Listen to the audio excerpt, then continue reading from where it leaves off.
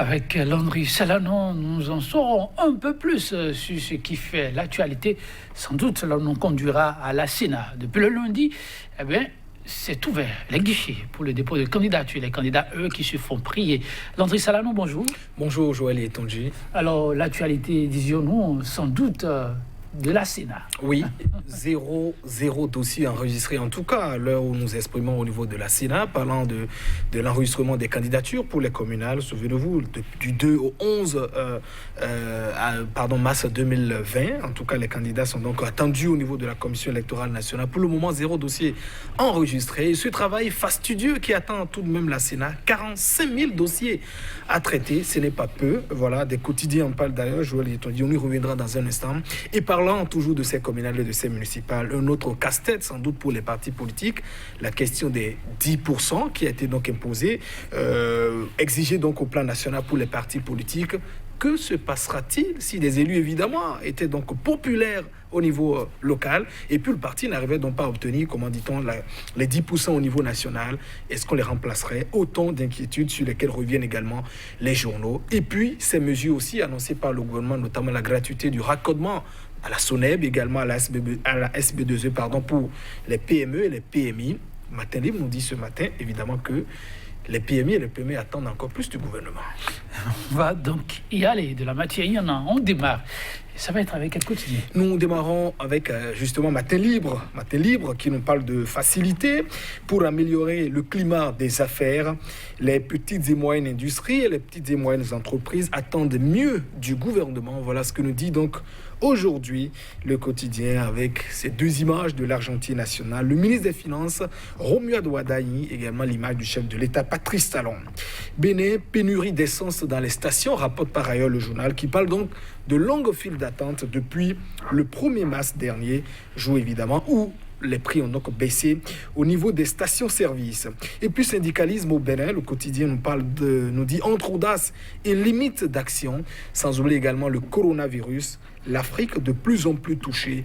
Benjamin Mpati, qui est donc le ministre de la Santé, alerte et met donc en garde. Nous changeons de quotidien avec ces précisions que nous apporte donc l'Éco-Info. L'Éco-Info qui nous parle de prochaines élections communales et municipales. De grosses difficultés sont en vue pour les alliés du pouvoir.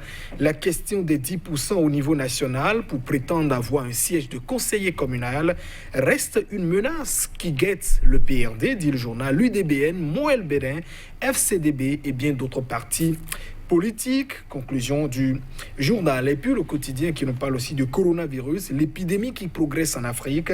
Après l'Égypte, le Nigeria et l'Algérie, le Sénégal touché, le coronavirus serait-il donc à nos portes? Interrogation donc à la une de l'Éco-Info ce matin. Et le matinal qui reste toujours dans la même perspective, notamment la politique avec ses communales et municipales du 17 mai prochain. Près de 45 000 dossiers de candidature à étudier par la Commission électorale nationale autonome. Le travail qui attend donc la Sénat, précise le journal. Les partis politiques se font toujours désirer. Il faut le préciser, zéro dossier enregistré. En tout cas, à l'heure où nous exprimons actuellement, Joël Tonji. Et le Nouvel Observateur parle de politique. Il revient donc sur ces déclarations, notamment à la célébration des 30 années de la Conférence nationale des forces vives de la nation. Pas de comparaison entre conférence nationale et dialogue politique, nous dit le journal, qui fait évidemment allusion à ces propos du garde des Sceaux. C'est vrai qu'un homme, et puis Paulin Rontondi, qui était donc un acte clé de la Conférence nationale des forces vives de la nation. Et puis parlons des communales de 2020, plus de 90% des actuels maires partiront. Affirmation du Nouvel Observateur ce mercredi. Et le Soleil Bénin qui rend donc hommage ou revient donc sur ce syndicalisme visiblement oublié et ses propos tenus de la conférence nationale. SAICO fait des révélations sur Monseigneur de Souza et Kirikou.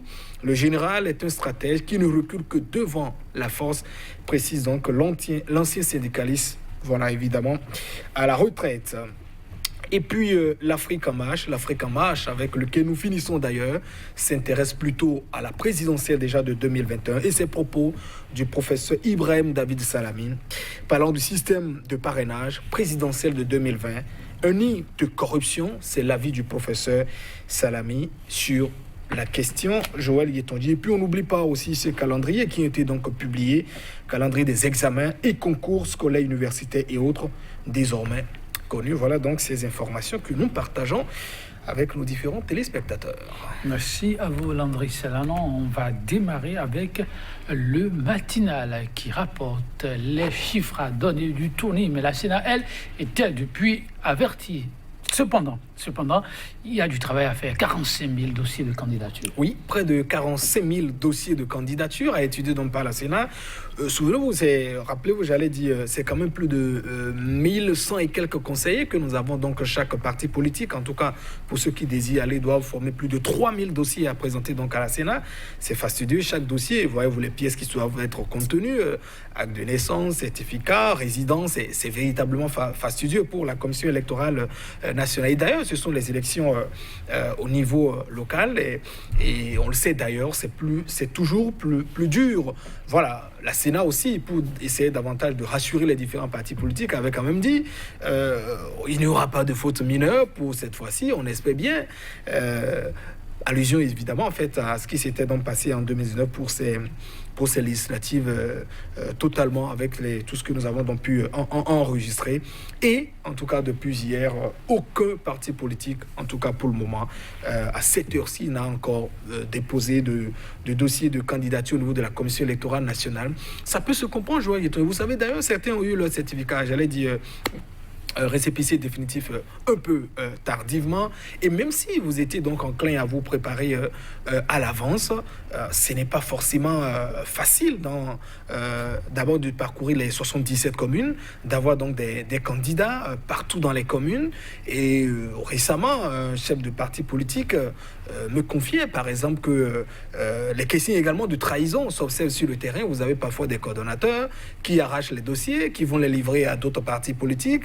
Quand vous venez les voir, ils vous disent simplement que les dossiers ont donc disparu. Donc voilà autant de difficultés auxquelles donc sont confrontés, comment dit-on, les partis politiques. Sans oublier aussi le fait de décider que la délivrance des actes soit désormais gratuite au niveau des communes. Forcément, la nouvelle, même si c'est la décision de l'autorité, forcément, ça ne réjouit pas, comment dit-on, toutes les communes. Vous en avez aussi où, quand on s'y rend, c'est parfois la croix et la bannière. Ça n'est pas souvent facile. Donc, constituer les dossiers, Joël Yetonji, vous l'avez vous-même dit, on s'y attendait déjà, ce sont les élections locales. Il y a assez de candidats.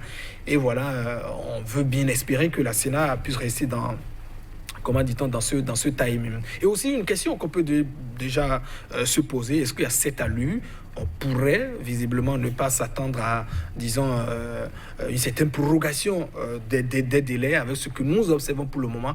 Pour ce qu'on a aussi souvent constaté, c'est que pour bénéficier, disons, de la visibilité des médias, souvent, beaucoup de candidats attendent jusqu'à la veille, j'allais dire le jour même, à quelques heures de la clôture, pour aller déposer.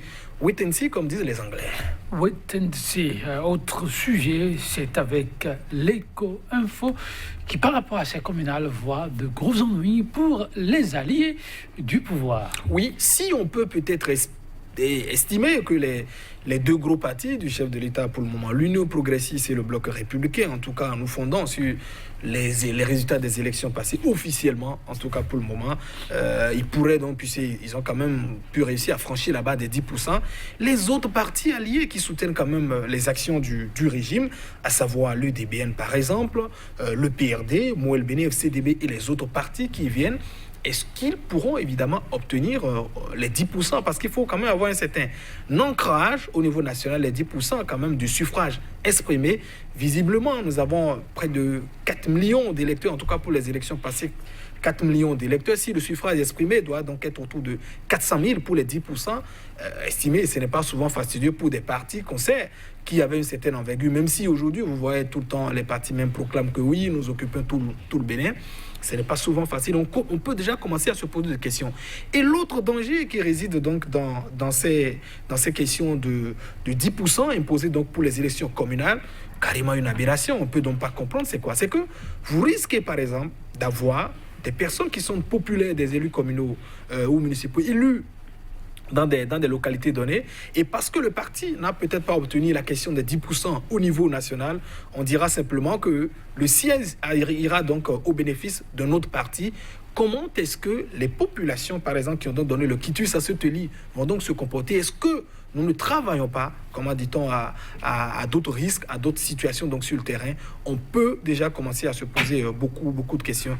Et il y a véritablement de craintes. Vous avez peut-être certains qui disent déjà, c'est peut-être mieux de sauter ce verrou de 10%. Sinon, vous avez, par exemple, beaucoup de spécialistes des questions de décentralisation qui préviennent déjà Claude Djankaki. Évidemment, beaucoup d'analystes. On y revient chaque fois. Attention, c'est un gros mal.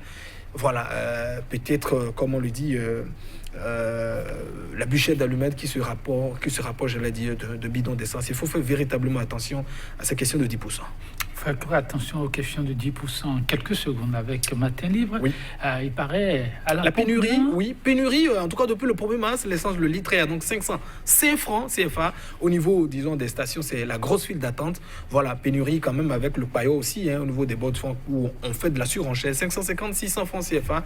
Certaines stations-service sont donc débordées. Il y a pénurie à bien d'endroits, je vois les étrangers. Merci à vous, Landry Salano. Le réalisateur du jour nous dire ainsi, on va se donner rendez-vous demain. Merci donc à vous. Chers téléspectateurs, rendez-vous est pris pour demain sans faute. Au revoir.